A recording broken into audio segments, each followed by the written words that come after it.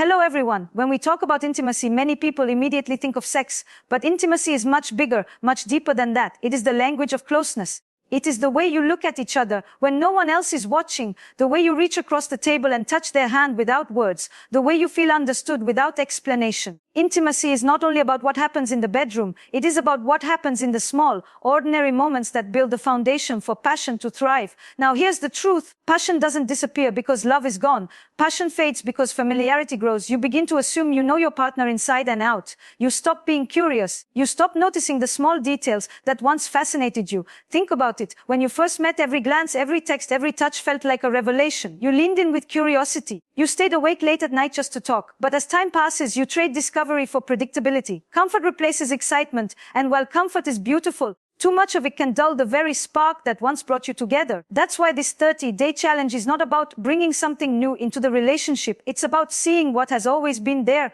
but with fresh eyes. And we begin not with the body, but with attention, because the first step in rekindling intimacy is learning how to look at each other again. So, for the first few days, I invite you to slow down and notice your partner. Truly notice them. Not as the mother or father of your children, not as the person who helps pay the bills, not as the one who forgot to take the trash out last night, but as the individual you once couldn't stop thinking about. Look at their face. Watch the way they move around the kitchen. Notice how their voice softens or hardens depending on the subject. Don't say anything yet. Just observe. Curiosity is a form of desire. And when you let yourself be curious about your partner again, you invite back that sense of aliveness that is the root of passion. Now, once you spend time paying attention, the next step is communication, but not the kind you're used to. Most couples communicate about logistics, what's for dinner, who's picking up the kids, did you pay the bill? That is not intimacy. That is project management. In this challenge, I want you to begin speaking differently. Instead of talking about what needs to be done, I want you to share something small and personal every day. It could be a memory from your past, a dream you had last night, a song that makes you feel alive, and then ask your partner to do the same. Why does this matter? Because intimacy grows in the spaces where we reveal ourselves. Think back to the early days of your relationship. What made those first months so intoxicating? You were learning about each other. Every conversation was an adventure, a peeling back of layers. But over time, couples stop sharing. They assume, oh, you already know me. Yet the truth is, none of us stay the same. We are constantly changing. And if you stop sharing, you stop discovering. So in these first days, practice intentional sharing. Sit down with your partner, even for 10 minutes, and say, tell me something I don't know about you. It might sound simple, even silly, but you will be surprised. Maybe your partner has a small story from their childhood they never shared. Maybe they've discovered something new they love as they've grown older. When you ask and when you listen, you invite them to exist again as a mystery, not just a role. And of course, intimacy is not only built through words, it is also built through touch. But before we rush into physical intimacy, let's begin with the most subtle form of connection, non-sexual touch. How often do you reach for your partner outside of the bedroom? A hand on the shoulder while passing by, a hug that lingers longer than 2 seconds, a playful brush against their arm. These small gestures send a powerful message. I see you. I want you. I'm here with you. Think of it like watering a plant. You don't wait until the plant is dry and dying to pour an entire bucket of water. You give it small sips every day so it grows naturally, steadily. In the same way, your relationship needs daily touches that are not about sex but about closeness. A 30-day challenge works because it trains your nervous system and your partner's nervous system to expect connection again. And connection, once expected, becomes easier to access.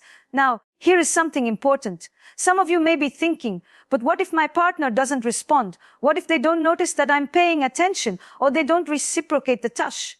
And to that, I say intimacy is not a negotiation. It is an invitation. When you begin to show up differently, your partner begins to feel differently. Maybe not immediately, maybe not in the exact way you want, but the energy you bring into the relationship changes the space between you. And that space, that invisible thread, is where intimacy is born. So as we move forward, remember this. You are not trying to recreate the past. You are not trying to go back to who you were 20 years ago or to live in the fantasy of your honeymoon phase. You are trying to fall in love again with the person your partner is today and with the person you are becoming together. Desire thrives not in repetition, but in renewal. Every day you choose to notice, to share, to touch, you are choosing renewal. And here is where I want to leave you for now. Intimacy is not something you wait for. It is something you practice. And like any practice, it begins small. Today, notice your partner with fresh eyes. Tonight, ask them to share something about themselves you didn't know. Tomorrow, find a reason to touch them without words. These are the first seeds of your 30-day challenge, and when you plant them, the garden of your relationship will begin to bloom again. When we think about love, we often think about safety, comfort, and home. These are beautiful qualities, but here's the paradox: the very things that give us security can also suffocate our desire. Intimacy thrives on two seemingly contradictory needs: the need for closeness and the need for space. Too much closeness and we become roommates. Too much space and we drift into strangers. The art of intimacy is learning how to dance between the two. So, as we move into the next stage of this challenge, I want to invite you to explore vulnerability. Not the kind of vulnerability where you confess every problem you've ever had, but the vulnerability of letting yourself be seen again. Think of it like this: when you first fell in love, you risked rejection every time you reached out. You risked being misunderstood when you shared your feelings. That openness is part of what made the connection feel alive. Over time, couples often stop risking. They stop sharing their desires, their fantasies, their disappointments, because it feels safer to stay quiet. But silence doesn't create intimacy. Silence creates distance. One powerful exercise you can begin is a practice I call windows and mirrors. Sit with your partner and complete two simple sentences. The first is, a window into me that I want to share with you is, and the second is, a mirror I see in you that I want to reflect back is. A window is when you share something about yourself, an emotion, a fear, a hope, a longing. A mirror is when you acknowledge something you see in them, the way they laugh, the way they care for others, the way they hold themselves when they're proud. These exchanges are not about fixing anything. They are about being witnessed. To be seen and to be acknowledged is the heartbeat of intimacy. Now, let's add another ingredient: playfulness. Do you remember what it felt like to flirt in the beginning? The teasing, the lightness, the sense of possibility. Many couples lose that over the years. Responsibilities take over, and play feels childish or unnecessary, but play is not frivolous. Play is erotic. Play is what allows us to step out of the roles of husband, wife, father, mother, and rediscover each other as lovers. So here's your challenge: reintroduce play into your relationship. This doesn't have to be extravagant. It could be a spontaneous dance in the kitchen while dinner is cooking. It could be a playful text during the day that has no purpose other than to make your partner smile. It could even be a game: board games, word games, silly dares. Play brings levity, and levity creates space for intimacy. Remember, desire doesn't thrive in heavy, serious environments. It thrives in spaces where laughter and lightness can enter. Let me share a story. A couple I worked with had been married for nearly 25 years. They loved each other, but they had become functional, more like business partners than lovers. When I suggested reintroducing play, the husband looked at me skeptically and said, "We're too old for games." I smiled and asked him, "Do you feel too old to laugh? Do you feel too old to enjoy?" Slowly, they began leaving each other small notes in unexpected places.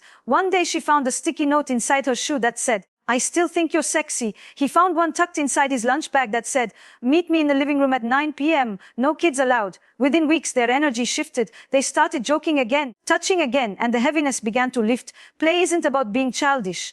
It's about keeping the spirit of your connection alive. Another layer of this challenge is cultivating anticipation. Desire is fueled by imagination. Think about it. Longing exists in the space between not yet and soon. When everything is available immediately, desire withers. When something is withheld, delayed, teased, suddenly imagination takes over. This is why so many couples rediscover passion during vacations or separations. It's not because the love was gone before. It's because distance created longing again. So in your 30-day challenge, I want you to experiment with anticipation. Maybe that means sending a message during the day that hints at something you'll do later. Maybe it means creating a ritual of not rushing intimacy, but letting it simmer. A glance across the room, a whisper in the ear, a touch that says later. These are the sparks that ignite imagination. And imagination is the fuel of erotic energy. But let's pause here, because I know some of you may already feel resistance. You might be thinking, but what if my partner doesn't respond the way I hope? What if they dismiss my attempts at playfulness or vulnerability? And this is where I remind you, intimacy is not about guarantees.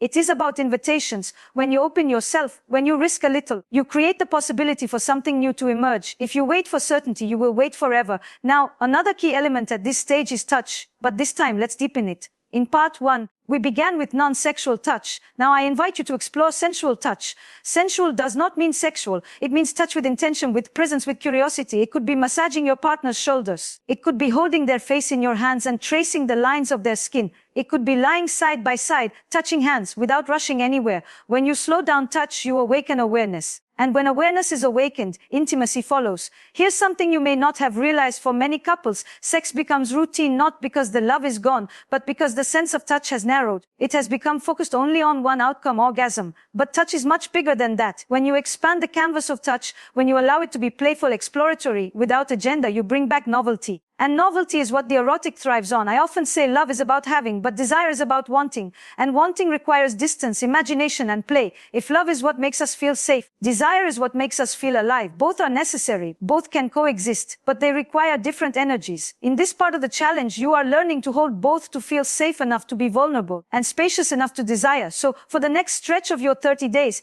practice windows and mirrors, share and reflect, practice playfulness, bring back laughter, teasing, surprise, practice anticipation. Let longing build, and practice sensual touch that slows down, that explores, that delights without needing to end anywhere. These are not just exercises. They are ways of reminding each other that beneath the routines of life, you are still lovers, still mysterious, still capable of passion. And here's the beauty of it: when you risk vulnerability, when you invite play, when you build anticipation, you don't just rekindle intimacy, you rewrite the story of your relationship. You remind each other that it's never too late to fall in love again. By now, you've begun to notice your partner again, to share yourself more openly, to laugh together, to touch with intention. These are not small things. They are the foundation on which passion is built. But now, let us step into the realm that many couples hesitate to talk about, yet secretly long for: erotic energy. When I say erotic, I do not mean simply sex. Erotic energy is bigger. It is the vitality, the aliveness, the sense of expansion that makes you feel awake in your body and connected to the world. The erotic lives in imagination, in play, in mystery.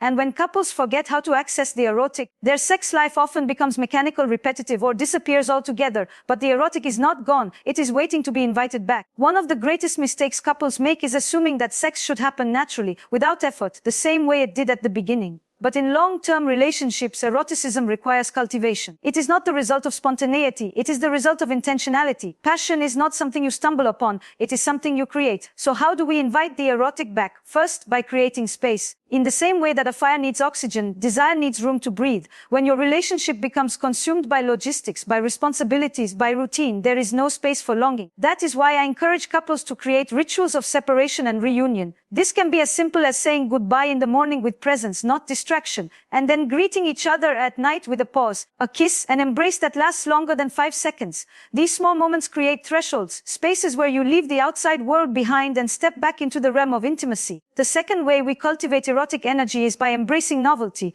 Think of it this way: desire thrives on the unknown. When everything is predictable, nothing excites. Novelty doesn't require elaborate trips or dramatic gestures. Sometimes it's as simple as changing the context. If you always make love at night in the same bed, try a different setting. If you always follow the same sequence, experiment with slowing down, reversing, or lingering. Surprise each other. Bring back the sense of discovery. Another powerful way to invite erotic energy is through fantasy. Now, this may feel uncomfortable for some, but let me explain. Fantasy is the bridge between imagination and desire. It is not about replacing your partner. It is about expanding your inner erotic landscape. When you share a fantasy, even a small one, you are inviting your partner into your inner world. And when you hear their fantasies, you are discovering new sides of them that you may never have seen before. Fantasy doesn't always have to be acted out. Often, simply speaking it aloud creates intimacy. But there is something even deeper. Erotic energy requires freedom. Freedom from pressure, freedom from performance, freedom from the idea that intimacy must look a certain way. Many couples get trapped in the belief that passion equals penetration, that intimacy equals orgasm.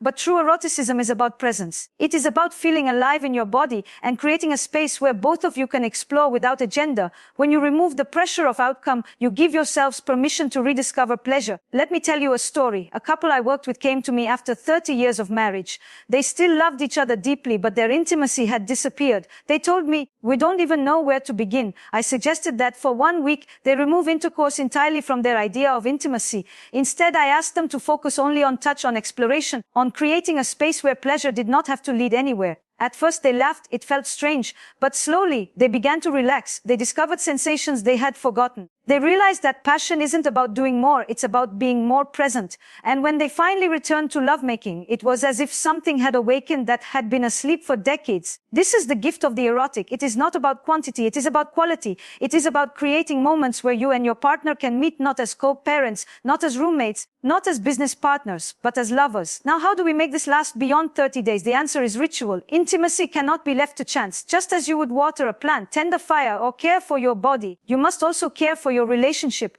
Create rituals of connection. It could be a weekly date night where the rule is no talk of children or work. It could be a daily check-in where you each share one appreciation and one longing.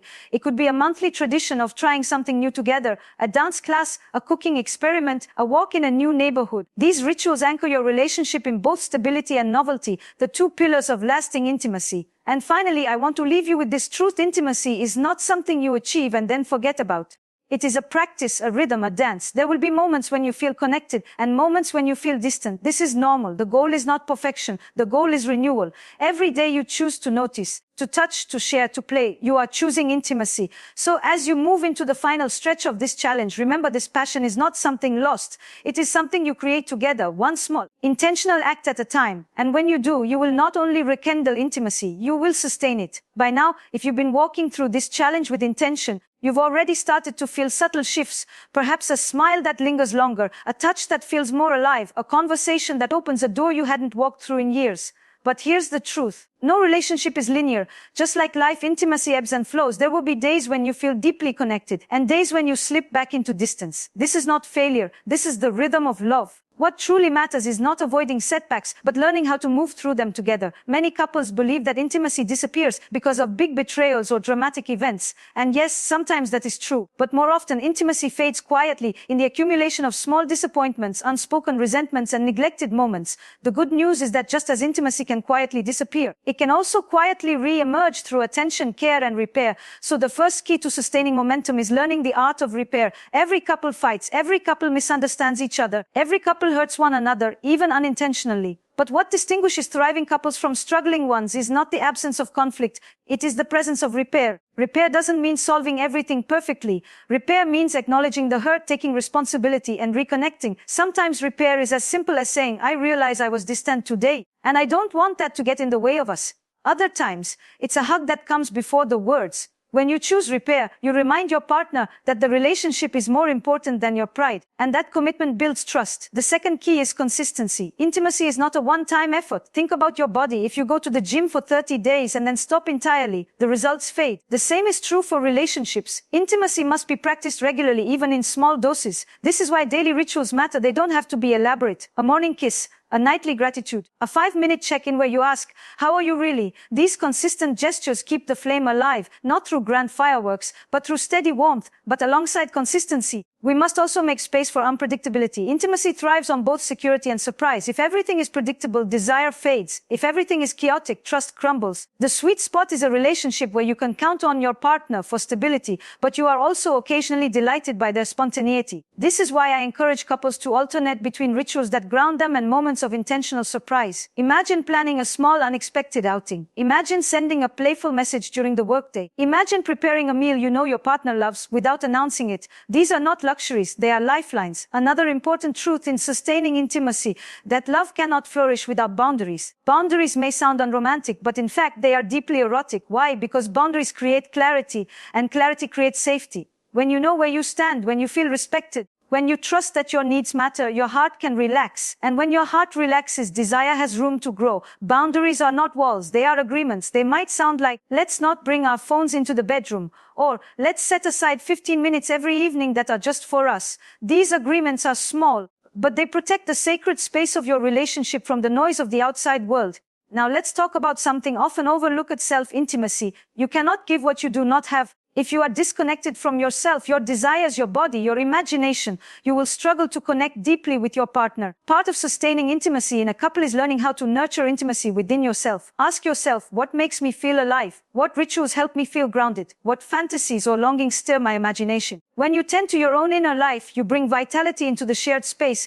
Relationships do not thrive when two people merge completely. They thrive when two whole, vibrant individuals meet and choose each other. Here's another piece of wisdom: lasting intimacy requires forgiveness. Over 30 days, over 30 years, you will both disappoint each other. You will both miss moments. You will both stumble. Forgiveness does not mean forgetting or excusing. Forgiveness means choosing to move forward rather than staying stuck in the past. It means saying, I see that you are more than this mistake. I choose us. Forgiveness is not always easy, but it is essential because resentment is the silent killer of intimacy. When resentment builds, desire disappears. When forgiveness flows, connection returns. Finally, sustaining intimacy requires vision. Where is your relationship going? What do you want to create together? Not just in the next 30 days, but in the next 30 years. Couples who thrive are not only reacting to daily life, they are building something. A shared project, a dream, a ritual, a sense of meaning that extends beyond chores and responsibilities. It could be as big as planning a future home, or as simple as creating a tradition you carry every anniversary. Vision gives direction, and direction fuels intimacy. So as you move beyond this challenge, remember, sustaining intimacy is not about never losing connection. It is about knowing how to find your way back again and again. It is about weaving repair, consistency, surprise, boundaries, self-intimacy, forgiveness, and vision into the fabric of your life together. Because intimacy is not a destination, it is a journey. And every day you have the chance to choose each other, to see each other, to touch each other, to delight in each other all over again. As we come to the close of this 30-day journey, I want you to take a moment to breathe and reflect. Think back to where you were when you first began. Perhaps intimacy felt like something distant, something you missed but didn't quite know how to reach for anymore. Perhaps you were curious but skeptical, wondering whether small daily acts could really awaken something that felt asleep. And now, after weeks of noticing, sharing, touching, laughing, risking, and renewing, you have begun to see that intimacy is not a miracle. It is a practice that is available to you every single day. The truth is, intimacy is not one grand gesture or one passionate night that solves everything. Intimacy is built in the small choices that accumulate over time. It is built in the decision to pay attention when it's easier to be distracted. It is built in the courage to share something vulnerable when silence feels safer. It is built in the willingness to reach for your partner's hand even when you are frustrated. These are not dramatic moments, but they are the threads that weave love into something lasting. Over these 30 days, you've learned that intimacy thrives in curiosity. When you look at your partner not as a given, but as a mystery, you invite desire. You've learned that intimacy grows through play, the teasing, the laughter, the sense of possibility that reminds you you're not just co-managers of a household, but lovers. You've learned that intimacy deepens in vulnerability, when you let yourself be seen, not just in your strength, but also in your longing, your tenderness, your imperfection. You've learned that intimacy expands through touch, not rushed or mechanical, but intentional, sensual, alive. And you've learned that intimacy requires space, not distance that divides, but breathing room that allows longing to return. But perhaps most importantly, you've learned that intimacy is a choice. Every day, you choose whether to lean in or pull away. You choose whether to nurture the flame or let it flicker. And when you choose connection, you are choosing not just your partner, but yourself, the part of you that wants to live fully, to feel deeply, to love courageously. Now, I want to be clear. This 30-day challenge is not the end. It is the beginning. It is not a prescription you follow once and then put away. It is a template for how you can live in your relationship, a reminder that intimacy is a lifelong dance of closeness and distance, of love and desire, of safety and surprise. You will not always get it right. There will be weeks when you forget, when routines take over, when you slip back into old patterns. That is normal. What matters is not perfection, but return. The ability to pause, to notice, and to choose each other again. Let me leave you with an image. Imagine your relationship as a garden. When you first fell in love, it bloomed wildly, almost effortlessly, with the freshness of spring. But over time, if you do not tend it, the weeds of neglect and resentment creep in. The soil dries. The flowers wither. Many couples look at the fading garden and assume it's beyond saving. But the truth is, with care, water, light, and patience, the garden can bloom again, sometimes even more beautifully than before. That is what this challenge has been. 30 days of tending, 30 days of watering the roots, 30 days of remembering that love is not a thing you own, but a living, breathing force you must care for. And here is the most beautiful part: when you rekindle intimacy, you are not just transforming your relationship, you are transforming yourselves. You are giving each other the gift of being fully alive, fully present, fully connected. You are reminding yourselves that passion is not the privilege of youth, but the possibility of anyone who dares to love with intention. So as we close this chapter, I want to invite you to keep asking the questions that keep love alive. What makes you feel desired? What makes you feel seen? What makes you feel alive? Keep playing, keep laughing, keep touching, keep choosing. And if you felt even one spark return during these 30 days, let that be your proof that intimacy is not gone. It is here waiting, always for your attention. The invitation is open. The question is, will you keep saying yes? Thank you for walking this journey with me. If these words touched you, if they reminded you of something you had forgotten, I encourage you to share your experience. tell your story, inspire others who may be quietly longing for the same renewal. And if you want to continue exploring, learning, and deepening, join this community. Like, subscribe, and share your reflections in the comments, because intimacy is not just personal, it is universal. We learn from each other. We grow together. Here's to you, to your partner, to your love. Here's to intimacy that lasts not 30 days, but a lifetime. And here's to remembering every single day that love is not something you have. Love is something you practice.